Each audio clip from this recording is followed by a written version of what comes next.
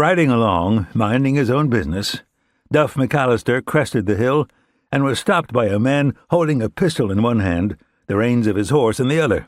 "That's far enough, friend," growled the man. "Oh, it's friend that you call me. But you've a pistol in your hand. That would nae be the way to be greeting a friend now, would it? It's only for a couple of minutes till we get our business done. We don't want anyone coming along to interfere with what needs to be done."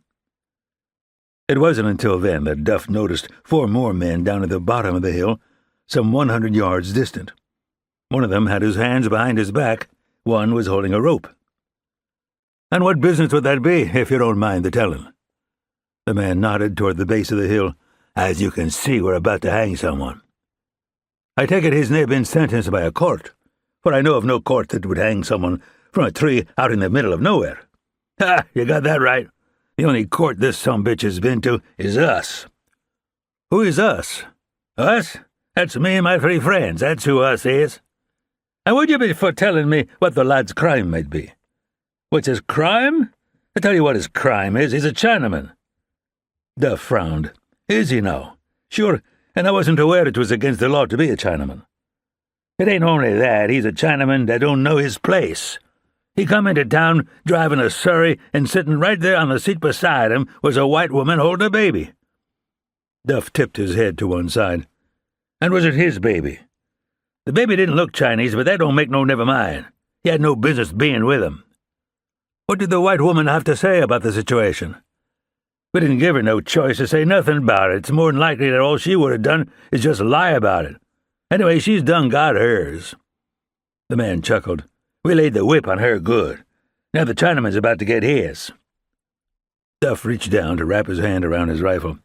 "I don't think so." "What do you mean you don't?" That was as far as he got before Duff swung the rifle around, smashing it against the side of the man's head and sweeping him out of his saddle. He lay unconscious on the road as Duff slapped his legs against the sides of his horse, urging Skye into a gallop. As he approached the others, they looked around toward him. Not one of the men was holding a gun in his hand. Duff was holding a pistol, having slipped the rifle back into its sheath. "Here, what is this?" one of the men asked. "I'll be thanking you to let the gentleman go," Duff said, his Scottish brogue thick. "Gentleman? What gentleman?" "The gentleman whose hands you're about to untie." "Mister, maybe you don't know, but this here Chinaman was with a white woman. We can't just let him—" Obscenities filled the air, coming from the man Duff had encountered moments earlier. Holding a rifle to his shoulder, he fired it, the bullet frying the air so close to Duff's head that he could hear it pop as it passed by. Duff returned fire with his pistol, dropping his assailant with one shot. He turned back to the others. "Would you be so kind as to cut him loose now?" he asked in a calm voice. "Mister, you've got no business interfering in this.